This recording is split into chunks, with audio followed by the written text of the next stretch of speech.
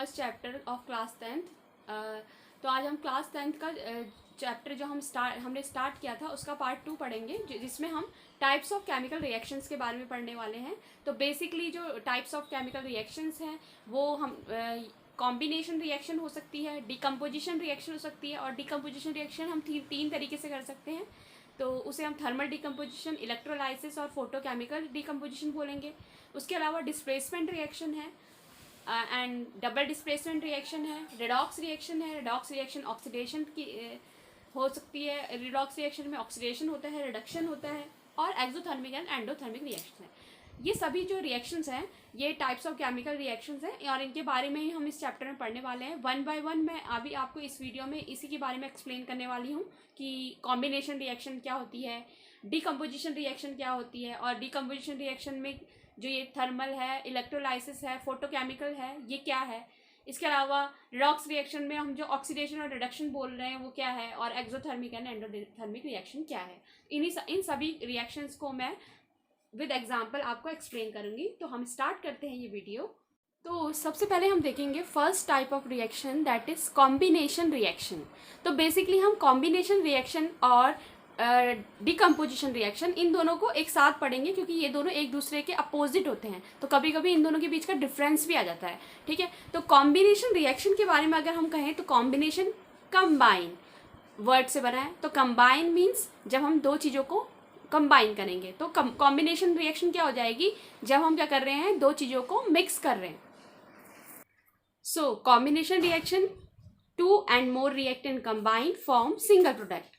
Now if we will talk about decomposition reaction, तो मैंने आपसे कहा कि डिकम्पोजिशन रिएक्शन क्या होती है, जो कॉम्बिनेशन रिएक्शन की अपोजिट होती है। तो ये क्या हो जाएगी, single reactant break down into two and more products. So the definition for decomposition reaction is single reactants break down into two or more product। तो ये तो होगी डेफिनेशन की बात। अब हम देखते हैं इनके कुछ एग्जांपल्स जो इन्हें और अच्छे तरीके से हम इनको कंपेयर कर पाएंगे।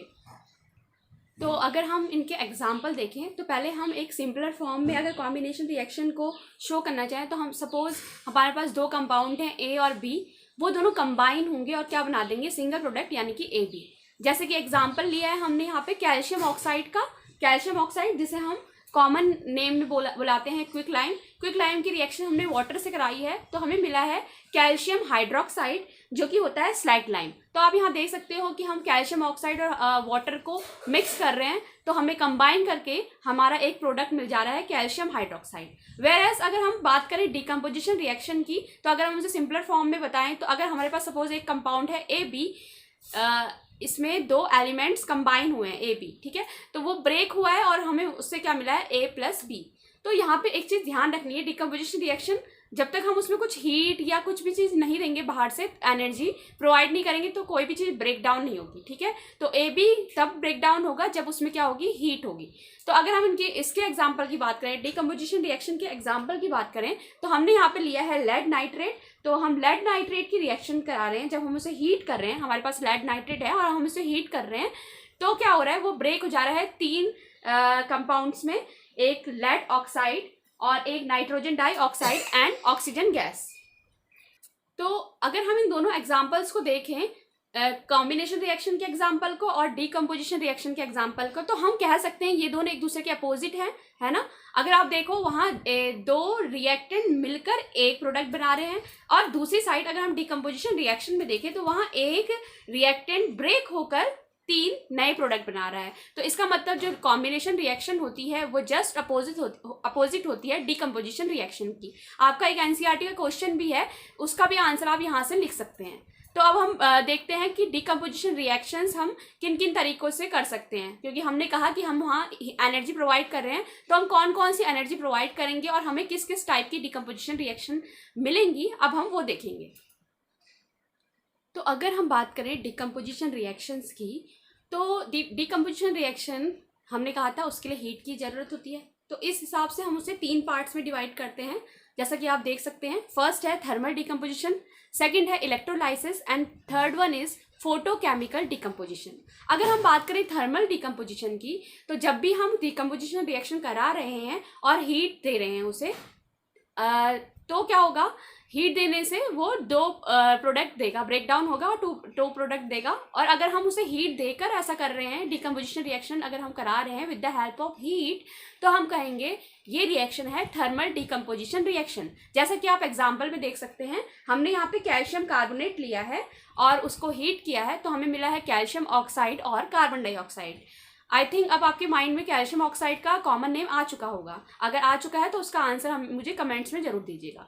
अगर आप बात करें इलेक्ट्रोलाइसिस की, तो इलेक्ट्रोलाइसिस को हम अगर हम डिकम्पोजिशन रिएक्शन कर रहे हैं इलेक्ट्रिक करंट देके, तो उस डिकम्पोजिशन रिएक्शन को हम बोलेंगे इलेक्ट्रोलाइसिस की हेल्प से हुई है, तो इलेक्ट्रोलाइसिस बोल सकते हैं उसे, ठीक है। तो अगर हम इसकी डेफिनेशन की बात करें, तो when a decomposition reaction is carried out with the help of electric current, so the process is called electrolysis, ठीक है। जैसा कि आप एग्जांपल में देख सकते हो, हमने यहाँ पे वाटर को, जो कि लिक्विड फॉर्म में था, इलेक्ट्रिक करंट दिया तो हमें हाइड्रोजन एंड ऑक्सीजन गैस मिली, ठीक है।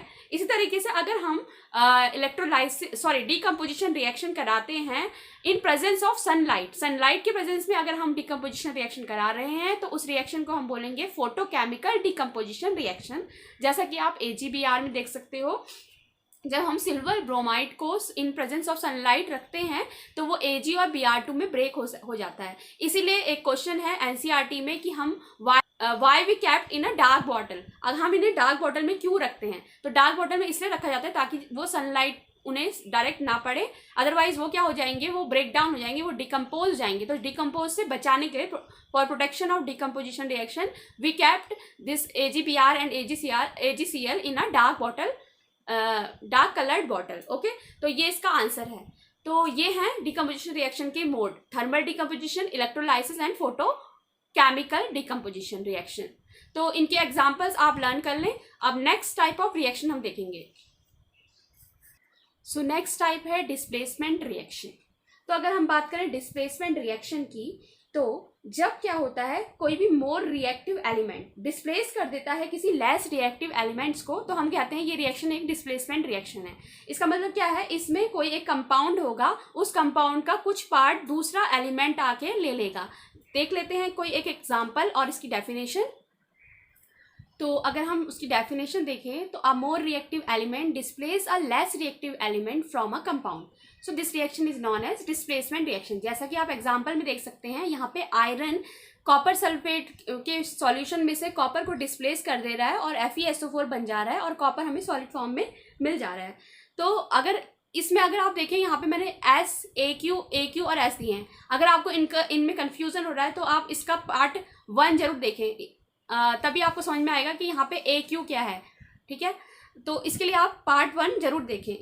तो अब हम बढ़ते हैं नेक्स्ट टाइप ऑफ रिएक्शन में। तो डिस्प्लेसमेंट रिएक्शन आई थिंक आपको समझ में आ गई होगी। इसमें क्या है, आयरन जो है मोर रिएक्टिव एलिमेंट्स है, तो उसने रिप्लेस कर दिया लेस रिएक्टिव एलिमेंट यानी कि कॉपर को from the salt of copper, ठीक है। तो कॉपर सल्फेट में से कॉपर डिस्प्लेस हो गया और हमें मिल गया आयरन सल्फेट। तो now we will see next type of reaction, that is double displacement reaction. तो नाम से पता चल रहा है उसमें क्या होगा, डबल डिस्प्लेसमेंट हो जाएगा, यानी कि उसमें दो कंपाउंड्स में ही एक्सचेंज हो जाएगा एलिमेंट्स में। तो देखते हैं नेक्स्ट टाइप ऑफ रिएक्शन।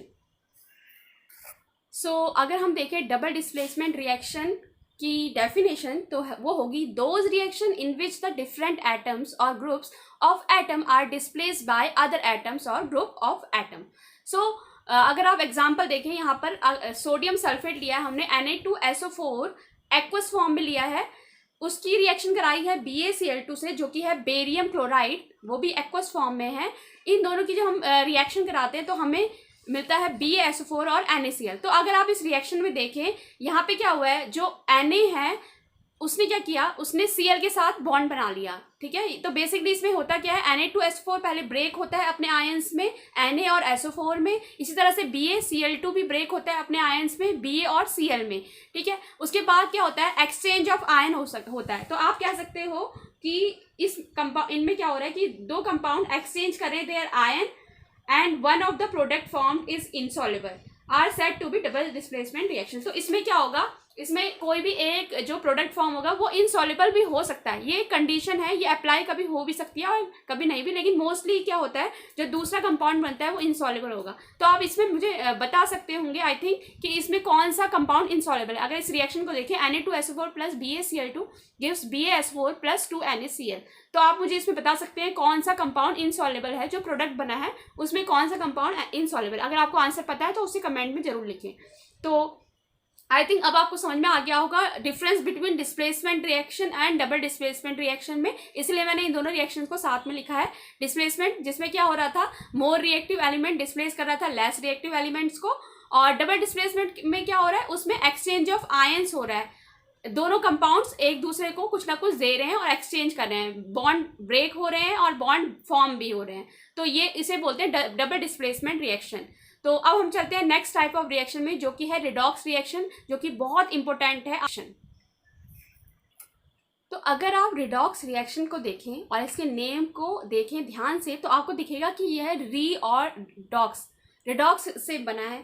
तो इसमें दो वर्ड्स आपको मिलते हैं, अगर RED कहेंगे तो उससे बनेगा रिडक्शन, और OX यानी कि ऑक्सीडेशन। तो रिडॉक्स रिएक्शन कॉम्बिनेशन है रिडक्शन और ऑक्सीडेशन का, जहाँ पे रिडक्शन और ऑक्सीडेशन दोनों साथ साथ होता है, उन रिएक्शंस को हम बोलते हैं रिडॉक्स रिएक्शन। अब आप सोचेंगे ये रिडक्शन क्या है और ऑक्सीडेशन क्या है, तो हम देखते हैं क्या है रिडक्शन और क्या है ऑक्सीडेशन। तो अगर हम बात करें रिडक्शन की, तो रिडक्शन और ऑक्सीडेशन जो है इन्हें हम बहुत तरीके से एक्सप्लेन कर सकते हैं, बट आपकी क्लास 10th में जो बेसिक रिडक्शन और ऑक्सीडेशन है उस तरह से उसे एक्सप्लेन किया है, तो हम भी यहाँ पे थोड़ा सा पहले बेस या इजी वे में ही इसको एक्सप्लेन करेंगे। तो अगर हम बात करें रिडक्शन की, तो रिडक्शन कब हो सकता है, जब क्या हो, किसी भी रिएक्शन में किसी भी कंपाउंड में अगर एडिशन ऑफ हाइड्रोजन हो रहा हो तो हम कहेंगे कि यहाँ पे रिडक्शन हुआ है, या फिर अगर हाइड्रोजन नहीं है बट अगर वहाँ पे ऑक्सीजन से रिएक्शन हो रही है, तो अगर ऑक्सीजन का रिमूवल हो रहा हो तो हम तब भी कहेंगे कि यहाँ पे क्या हुआ है, रिडक्शन हुआ है। तो हम कह सकते हैं reduction is a process in which addition of hydrogen take place और removal of oxygen take place. Okay, अब अगर बात करें ऑक्सीडेशन की, तो वो रिडक्शन की जस्ट अपोजिट है। तो जहाँ रिडक्शन में एडिशन ऑफ हाइड्रोजन हो रहा था, यहाँ पे ऑक्सीडेशन में एडिशन ऑफ ऑक्सीजन होता है और रिमूवल ऑफ हाइड्रोजन होता है। ठीक है, ऑक्सीडेशन कौन सी प्रोसेस हो गई, oxidation is a process in which oxygen is added और hydrogen is removed. Okay, oxidation और रिडक्शन को हम और भी अलग अलग तरीकों से एक्सप्लेन कर सकते हैं, क्योंकि आप कहोगे कि कभी ऐसी भी बहुत सारी रिएक्शन है जिसमें हाइड्रोजन और ऑक्सीजन प्रेजेंट ही नहीं है, तो हम वहाँ कैसे बताएं कि यहाँ ऑक्सीडेशन हुआ है या रिडक्शन हुआ है।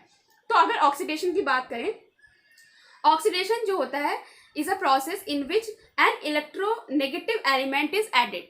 किसी भी अगर केमिकल रिएक्शन में कोई इलेक्ट्रोनेगेटिव एलिमेंट ऐड हो रहा है, या फिर आप कह सकते हो कि लॉस ऑफ इलेक्ट्रॉन हो रहा है, कोई अगर एलिमेंट बेसिकली अगर हम बात करें मेटल्स की, सोडियम की, तो सोडियम हमेशा उसकी टेंडेंसी होती है इलेक्ट्रॉन लूज करने की, तो जब वो इलेक्ट्रॉन लूज करेगा तो वहाँ ऑक्सीडेशन होगा।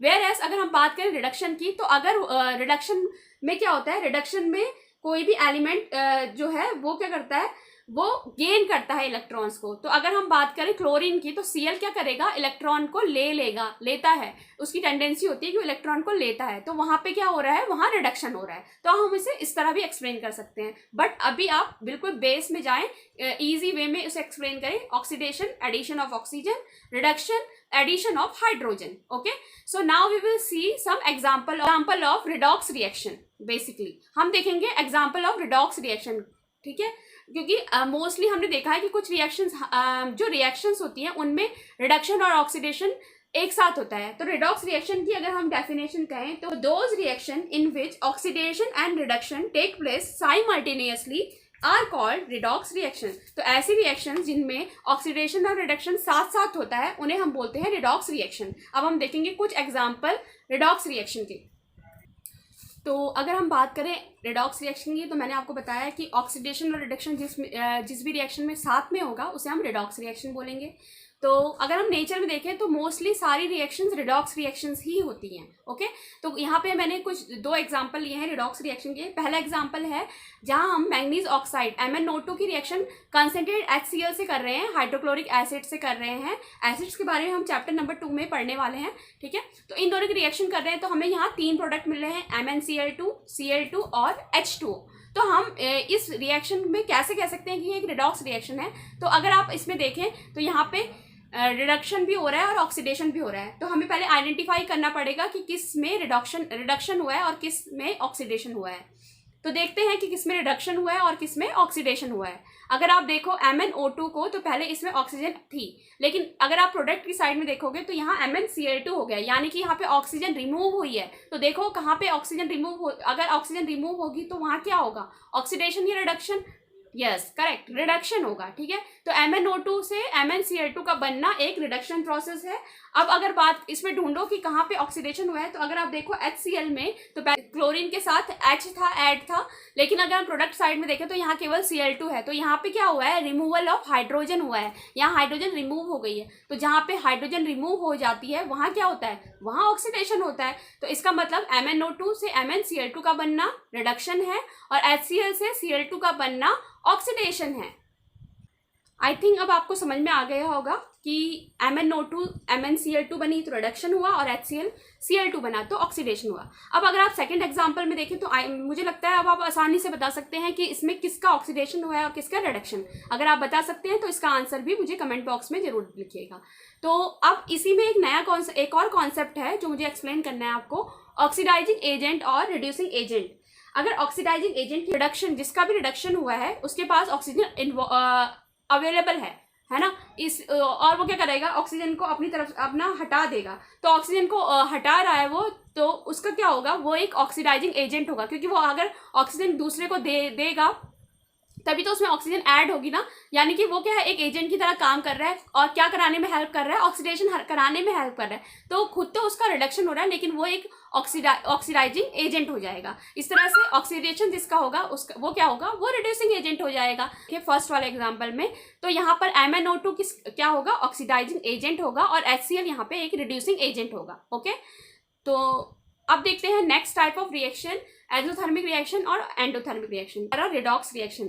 रिडॉक्स रिएक्शन एक बार मैं फिर से बता देती हूँ आपको, कॉम्बिनेशन है रिडक्शन और ऑक्सीडेशन रिएक्शन का, a reaction in which oxidation and reduction take place simultaneously, we can say this is a redox reaction.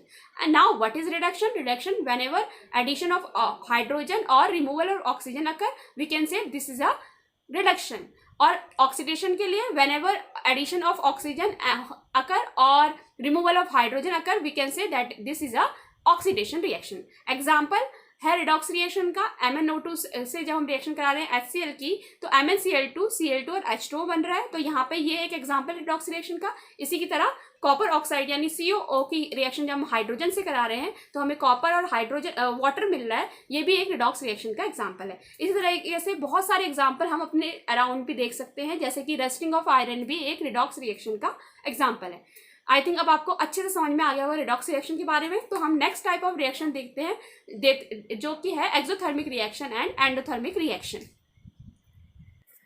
तो अगर हम बात करें एक्सोथर्मिक रिएक्शन की, तो एक्सो जो है स्टार्ट हो रहा है EX से, EX यानी कि एग्जिट, ठीक है। तो एग्जिट यानी कि इस एग्जिट मतलब क्या होता है, बाहर निकलना। इसका मतलब ऐसी रिएक्शन जिनमें क्या हो रहा है, हीट बाहर निकल रही है। अभी हमने थर्मिक डिकम्पोजिशन भी पढ़ा था, तो जो थर्मिक टर्म है ये यूज होता है हीट के लिए। तो exothermic it means exit of heat. तो जहाँ भी एनर्जी एग्जिट होगी, जिस भी रिएक्शन में एनर्जी क्या हो रही है, प्रोड्यूस हो रही है, आप कह सकते हो, उन सभी रिएक्शन को हम बोलते हैं एक्सोथर्मिक रिएक्शन। अब अगर बात करें एंडोथर्मिक रिएक्शन की, तो एंडोथर्मिक उसका अपोजिट हो जाएगा। यहाँ पर क्या होगा, हम जो भी हमारी हीट है या जो भी एनर्जी है वो हमें देनी पड़ेगी बाहर से उस रिएक्शन को कराने के लिए। तो अभी हमने जब ये टाइप्स ऑफ रिएक्शन पढ़ रहे थे, तो हमने सबसे पहले जो स्टार्टिंग की थी कॉम्बिनेशन रिएक्शन और डिकम्पोजिशन रिएक्शन की, तो वहाँ हम देख रहे थे डिकम्पोजिशन रिएक्शन में हमें बाहर से हीट देनी पड़ रही थी। जैसे हमने थर्मल डिकम्पोजिशन देखा, इलेक्ट्रोलाइसिस देखा, फोटोकेमिकल डिकम्पोजिशन देखा। तो उन सभी में क्या कर रहे थे, हमें हीट देनी ही पड़ रही थी। तो आप कह सकते हो कि जितनी भी डिकम्पोजिशन रिएक्शन होती हैं वो एंडोथर्मिक रिएक्शन होती हैं, जहाँ पे हमें हीट एनर्जी बाहर से देनी पड़ती है। और वेरेस अगर हम बात करें एक्सोथर्मिक रिएक्शन की, तो जितनी भी कॉम्बिनेशन रिएक्शंस होती हैं, आप खुद ही समझो, जब भी कोई चीज़ें कंबाइन होगी तो कुछ ना कुछ हीट इवॉल्व होगी, कुछ ना कुछ हीट बाहर निकलेगी। तो वो सभी रिएक्शन, कॉम्बिनेशन रिएक्शंस जो है वो सभी क्या है, सभी एग्जाम्पल है एक्सोथर्मिक रिएक्शन का। तो अब अगर हम बात करें एक्सोथर्मिक रिएक्शन की डेफिनेशन की, तो आप देख सकते हैं a reaction in which heat is released. तो मैंने आपसे कहा था एक्सोथर्मिक रिएक्शन क्या होती है, जिसमें एनर्जी रिलीज होती है। तो यहाँ भी एनर्जी रिलीज हो रही है। एग्जाम्पल है रेस्पिरेशन, जब हम सांस लेते हैं तो ये जो प्रोसेस है, इस प्रोसेस की वजह से हमें क्या होता है, हमें एनर्जी मिलती है अपना काम करने के लिए, ठीक है। तो इसका मतलब हम कह सकते हैं रेस्पिरेशन एक एक्सोथर्मिक रिएक्शन है। इसी तरह से कभी भी हम किसी भी चीज़ को जलाते हैं, यानी कि कंबशन प्रोसेस कहें, तो वहाँ वो भी क्या है, उसमें भी हीट प्रोड्यूस होती है, तो वो भी एक एक्सोथर्मिक रिएक्शन है। जैसे कि अगर हम कार्बन को बर्न करते हैं ऑक्सीजन के साथ, या कार्बन की रिएक्शन कराते हैं ऑक्सीजन के साथ, तो lots of heat is produce, so we can say this is a exothermic reaction. Okay, next is endothermic reaction. तो अगर हम एंडोथर्मिक रिएक्शन की बात करें तो वहाँ क्या होगा, हीट एब्जॉर्ब होगी, यानी कि हमें हीट देनी पड़ेगी। जैसे कि फोटोसिंथेसिस प्रोसेस होती है। फोटोसिंथेसिस में क्या होता है कि जो भी ग्रीन प्लांट्स हैं वो क्या करते हैं, वो एनर्जी को ट्रैप करते हैं, सनलाइट को ट्रैप करते हैं। क्लोरोफिल जो उसमें ग्रीन पिगमेंट होता है वो क्या करता है, एनर्जी को, सनलाइट को ट्रैप कर लेता है, ठीक है। और उस सनलाइट की प्रेजेंस में ही क्या होती है, फोटोसिंथेसिस प्रोसेस होती है। तो यहाँ पे क्या हो रही है, हीट एब्जॉर्ब हो रही है, इसीलिए ये एक एंडोथर्मिक रिएक्शन है। इसके अलावा अगर हम एग्जांपल लें दूसरा वाला FeSO4.7H2O, तो ये ग्रीन कलर का होता है। तो जैसे ही हम इसे हीट करते हैं, ये जो ट्राइंगल का साइन देख रहे हैं, ये हीट के लिए यूज़ किया जाता है, ओके। तो जब हम इसे हीट करते हैं तो हमें FeSO4 मिलता है और साथ में 7H2O मिलते हैं, वाटर के मॉलिक्यूल, ठीक है। तो ये एक एंडोथर्मिक रिएक्शन है, क्योंकि यहाँ पे हमें हीट देनी पड़ी है। इसके अलावा अगर हम FeSO4 की रिएक्शन कर रहे हैं, FeSO4 को हम हीट करते हैं तो हमें Fe2O3 प्लस SO2 और SO3 मिलता है। यहाँ पे जो Fe2O3 है ये ब्राउन कलर का होता है। तो इसमें क्या हो रहा है, हीट एब्जॉर्ब हो रही है, हीट हमें बाहर से देनी पड़ रही है, तो ये एक एंडोथर्मिक रिएक्शन है। तो ये कुछ टाइप ऑफ रिएक्शंस थी जो मुझे एक्सप्लेन करनी थी। इसके अलावा भी कुछ रिएक्शन होती हैं, जैसे प्रेसिपिटेशन रिएक्शन और होती है न्यूट्रलाइजेशन रिएक्शन। तो इनके बारे में हम पढ़ेंगे नेक्स्ट वीडियो में। आपको टाइप्स ऑफ रिएक्शन समझ में आए होंगे। इस वीडियो को ध्यान से देखिएगा, एक एक एग्जाम्पल बहुत इंपॉर्टेंट है, सभी एग्जाम्पल्स को जरूर लर्न करिए, क्योंकि ये एग्जाम्पल आपके एग्जाम में आने वाले हैं। और इसके साथ साथ इसमें मैंने कुछ NCERT क्वेश्चंस कवर करने की कोशिश की है, कुछ रह गए हैं जिन्हें मैं नेक्स्ट वीडियो में कंप्लीट करूंगी। जो टॉपिक बचे हैं, 2 टॉपिक बचे हैं इस चैप्टर के, रेनिसिडिटी और कोहेजन, जो हम नेक्स्ट वीडियो में डिस्कस करने वाले हैं, और उसी में हम कुछ NCERT क्वेश्चन से देखेंगे।